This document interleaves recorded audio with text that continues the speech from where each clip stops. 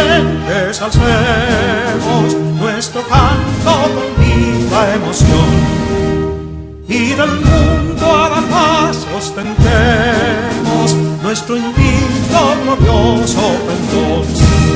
Salve el pueblo que intrépido y fuerte a la guerra a morir se lanzó, cuando en bélico reto de muerte sus cadenas de esclavos rompió.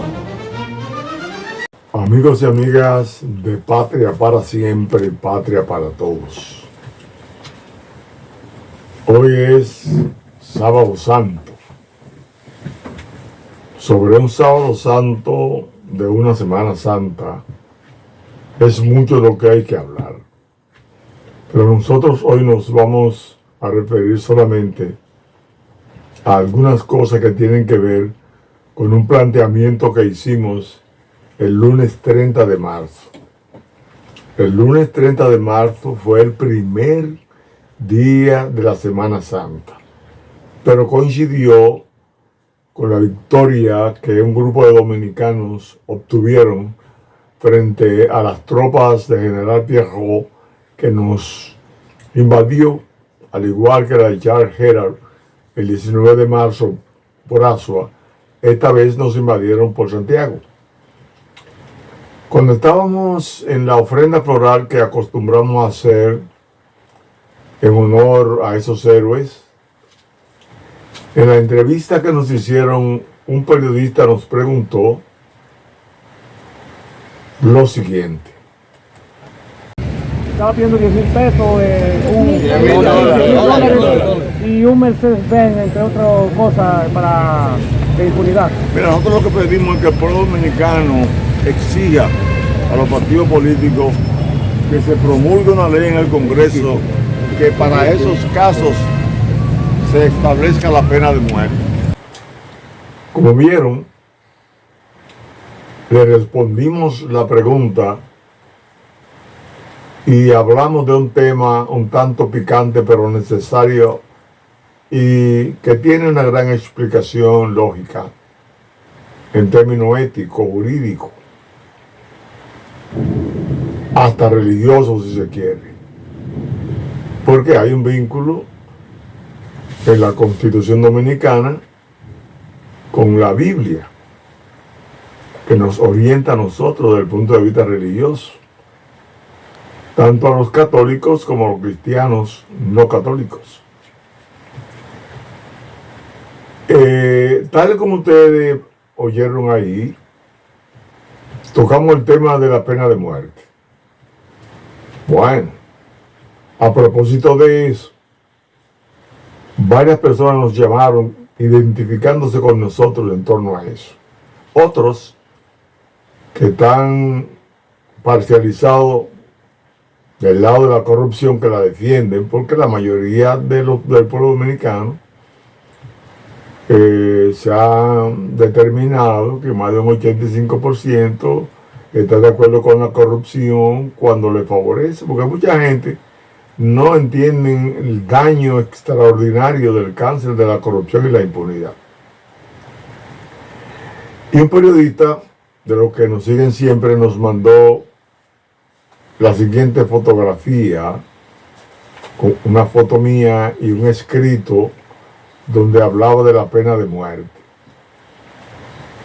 Mucha gente nos escribieron, nos apoyaron esa posición del periodista, y nosotros estamos en la obligación de decir por qué nosotros planteamos la pena de muerte para los actos de corrupción administrativa, básicamente cuando sea de parte de un incumbente del Ministerio Público y todo el Poder Judicial, que son la gente que tienen que castigar, que tienen que condenar, que tienen que aplicar la ley para que la corrupción se detenga. Si ellos contribuyen a ella, entonces nosotros estamos de acuerdo con la pena de muerte. Pero ¿qué nos dice la Constitución de la República a nosotros en su artículo 32? La Constitución de la República nos señala a nosotros algo que siempre tenemos que tomar en cuenta. Nos habla del escudo nacional. A propósito del escudo nacional, nuestra bandera es la única que tiene un escudo en el centro con una Biblia en el medio de ese escudo que está en el centro de la bandera. Y esa Biblia está abierta en el capítulo 8, versículo 32 de la Biblia en el libro de San Juan. Y en el libro de San Juan dice que y conoceréis la verdad y la verdad os hará libre. Ese es el capítulo 32, versículo 18 de San Juan, que está en nuestra Biblia. Y esa Biblia está, ese capítulo está justamente en el artículo 32 de la Constitución. Es decir, la Constitución se identifica con que la verdad no debe ser sacrificada. Porque en esta vida que estamos viviendo, la primer sacrificada es la verdad, que vivimos en un mundo de mentiras en la mayoría de los casos. Entonces nosotros, amparados en esa verdad, entendemos que hay dos caminos fundamentales en la vida del ser humano ante Dios: el bien y el mal. Siguiendo el bien vamos a encontrar la gloria fuera de este mundo, pero cuando lleguemos al cielo, a los regazos del Señor, pues unos vamos a ir a la gloria, donde será una vida feliz para siempre, y otros van a ir al infierno. Esos que van al infierno consiguen la muerte eterna, mientras que los que van a la gloria consiguen la vida eterna. En la tierra, entonces, el que hace el bien vive de manera honorable, de manera digna, y se va a respetar. Va a tener autoridad moral, porque se ha comportado conforme a las mejores reglas y normas. Pero el que hace el mal, dependiendo de la maldad, de la gravedad de la maldad, va a recibir penas graduales. Unos van a estar detenidos por 48 horas, otros van a estar condenados a 3 meses, a 6, a 1 año, a 4 años, a 3 años, a 5 años, 30 años, etc. Según sea el caso. Pero para usted no ir al infierno cuando se muere en términos religiosos, usted debe cumplir con los mandamientos de la ley de Dios. Que ya hablando de Cristo hacia acá, en el Nuevo Testamento, se han reducido los mandamientos a amar a Dios sobre todas las cosas y al prójimo como a ti mismo. Quien así lo hiciere va a vivir bien. Entonces, en la vida de los pueblos hay una guía que es la Constitución. Y la Constitución, repetimos, concibe la Biblia a lo interno. Le dan valor a la Biblia porque la democracia constitucional es ecléctica en términos a que todos los bienes, que todas las cosas que nos hagan bien, las debemos practicar para vivir de la mejor manera que Dios ha querido, que Dios quiso, o que Dios ha querido desde el momento en que el mundo ha sido mundo. Entonces, cuando hablamos de la pena de muerte en la tierra, hablamos de que también hay la pena de muerte para siempre en el cielo, hablando en términos claros, según la Biblia. Nadie se puede extrañar entonces que una persona que le ha estado sirviendo al país conjuntamente con muchos compañeros desde hace décadas para hacer una resistencia legal a quienes quisieron enterrar para siempre la revolución. A ellos nosotros le hemos hecho una resistencia legal para que el pueblo no prescinda, para que al pueblo no se le olvide que hubo un espacio en este país, un tercer espacio para vivir en libertad, en democracia, conforme a la ley, que fue primero la independencia, la restauración y tercero, la revolución y guerra patria de abril de 1965. Nosotros estamos obligados a luchar en contra de la corrupción, porque la corrupción, de acuerdo a Camaño, fue el motivo principal del estallido de la revolución. Las causas fundamentales fue el reponer a Juan Bosch y la Constitución sin elecciones. Pero lo que provocó ese estallido tan fuerte, donde el pueblo se vinculó al levantamiento militar con mucha fuerza, que llegó a vencer las tropas contrarias el 27 de abril en el puente Duarte, y que se vieron obligados a pedir la intervención norteamericana. Eso fue la lucha contra la corrupción que hemos mantenido desde aquel pronunciamiento de Camaño el 24 de mayo de 1965 hasta hoy. Hasta hoy, y seguiremos, porque resulta que tanto la Constitución como la Biblia están contrarias a la corrupción. Si usted se lee a Deuteronomio, capítulo 16, versículo 19, nos va a decir lo siguiente, y eso está desde el Viejo Testamento. Administración de la justicia. Jueces y oficiales pondrá en todas tus ciudades que Jehová tu Dios te dará en tus tribus, los cuales juzgarán al pueblo con justo juicio. Y sigue diciendo en el versículo 19, no tuerzas el derecho, no hagas acepción de personas, ni tomes soborno, porque el soborno ciega los ojos del sabio y pervierte las palabras del justo. En el 20 leemos, la justicia seguirás para que vivas y heredes la tierra que Jehová tu Dios te da. Si no actuamos en justicia, lo vamos a perder todo, como muchas cosas se han ido perdiendo.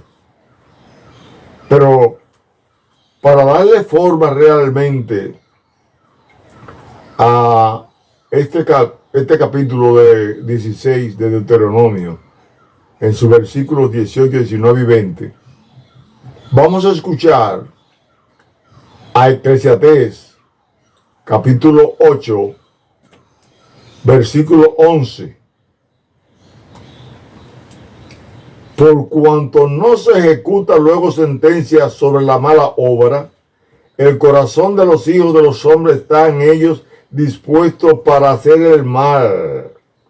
Es decir, si no hay sentencia sobre las cosas mal hechas, se seguirán haciendo y creciendo, porque en el corazón del hombre va a continuar la idea de hacer el mal porque no se castiga. Entonces aquí hay que castigar la corrupción. La corrupción está prohibida. El artículo 146 de la Constitución prohíbe la corrupción.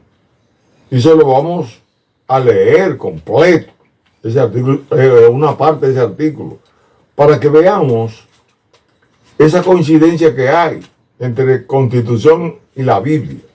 El artículo 146 nos habla de la proscripción de la corrupción y dice, se condena toda forma de corrupción en los órganos del Estado. Toda forma de corrupción. No hay excepción. Se será sancionado con las penas que la ley determine toda persona que sustraiga fondos públicos o que prevaleciéndose de sus posiciones dentro de los órganos y organismos del Estado, sus dependencias o instituciones autónomas, obtenga para sí o para tercero provecho económico. No se puede coger nada de lo que le corresponde al pueblo que está representado en el presupuesto nacional y en el patrimonio público, todo lo que nos pertenece, tierra, todo. No se puede tomar de manera fraudulenta, prohibido por el artículo 146.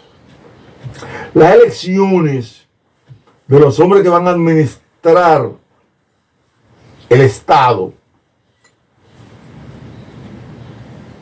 también nos dice el artículo 2 de la Constitución y el 4. Cuando nos señala el artículo 2 que la soberanía, o sea, el derecho primero que hay para elegir a los hombres que van a representar a los pueblos en el Estado, esa soberanía reside exclusivamente en el pueblo, de quien emanan todos los poderes, los cuales ejercen por medio de sus representantes de manera directa, en la forma que establece la Constitución y las leyes. Es decir, el poder legislativo, poder ejecutivo y poder judicial tienen que ser electos por el pueblo. Pero el pueblo tiene que ir concientizado a las elecciones. Y aquí las elecciones son viciadas, porque las elecciones son por soborno.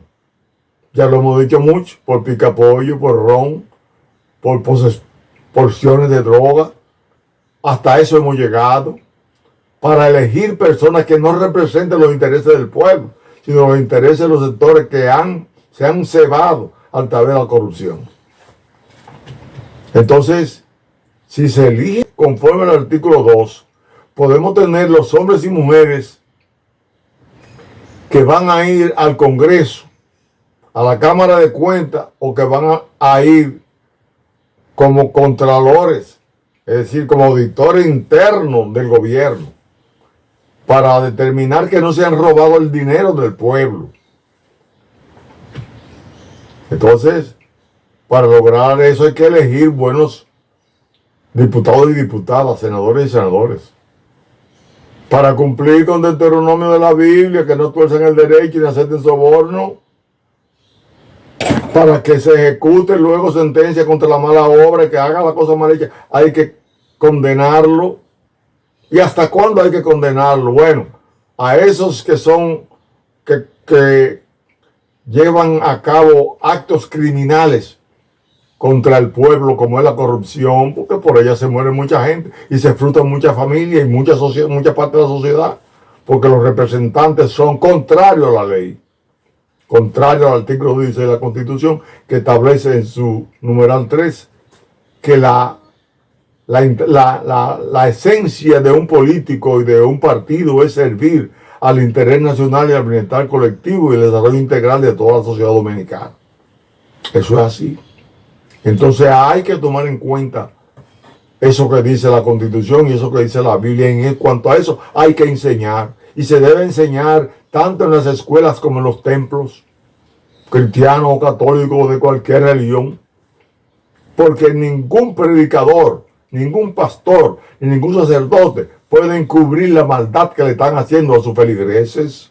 Hay que defenderlo y conoceréis la verdad y la verdad os hará libre. Entonces hay que enseñarle a la gente eso para que cese la corrupción.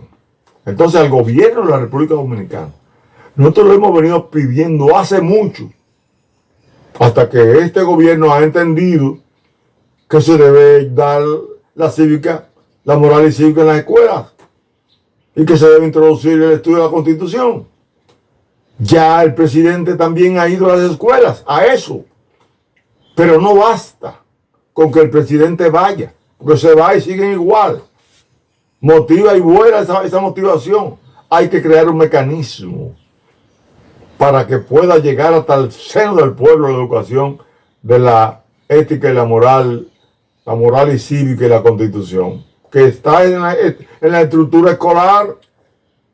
Sencillamente que las direcciones regionales asuman que todos los distritos escolares lo están haciendo y que están haciendo concursos entre sus estudiantes y que esos concursos con los estudiantes en todos los distritos escolares y escuelas, lleguen hasta los grupos comunitarios, porque hay un departamento que tiene educación de participación comunitaria, donde los padres en todo el país, en las escuelas de todo el país, participen en esos concursos de los hijos y se involucren, y en los premios de los hijos estén los padres, y cuando viene a ver en todo el país, en los 158 municipios, 235 distritos municipales, ahí van a ver, en las secciones de paraje, van a ver gente participando,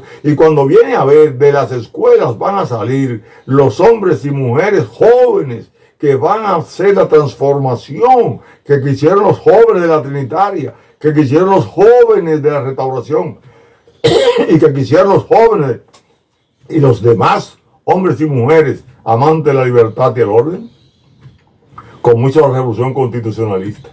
Entonces nosotros entendemos que sí, que debe contemplarse la pena de muerte, pero deben crearse las condiciones subjetivas, que es preparando al pueblo para que rechace la corrupción, y que los hombres y mujeres que sean electos rechacen la corrupción, y que entonces los que vayan a ser fiscales y jueces rechacen la corrupción, y se ciñan a la ley.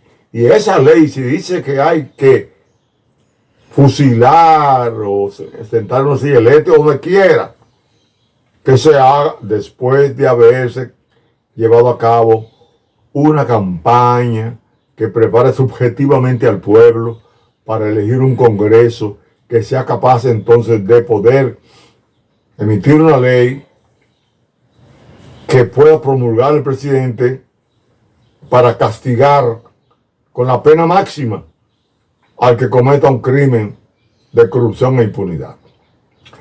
Esperamos que se entienda eso, que no es que se salgan a cazar gente para matarlo, porque no, que se creen las condiciones jurídicas, que el pueblo esté preparado para eso, y que todos los estamentos de este país entiendan que aquí pueden vivir los multimillonarios, los muy ricos, las personas de clase media, los obreros, esa pequeña burguesía, los desamparados o los que no tengan empleo, porque en una democracia constitucional donde se haga lo que hay que hacer, que es que se cumpla con la ley, nadie va a estar desamparado por el Estado. A eso que aspiramos. En esa dirección, todos los ricos pagarán, de acuerdo al artículo 75, su impuesto, de acuerdo a lo que ganen. De arriba abajo todo el mundo va a pagar los impuestos. Y no va a haber entonces un presupuesto deficitario. Al contrario, va a sobrar dinero que se le podrá repartir a todo el que lo necesite en el país. Pero si todos los dominicanos ricos y pobres pagan sus impuestos, ningún político puede robarse los impuestos que paga la gente. Ninguno. Y ahí es que viene el castigo, para que el impuesto del pueblo sea repartido en bienes y servicios al pueblo. Servir al interés nacional, al bienestar colectivo y al desarrollo integral de todos los dominicanos y dominicanas. Es eso lo que queremos. No nos interesa mucho la pena de muerte, sino para aquellos que no aprendan que donde no se roba, todo alcanza. Bendiciones.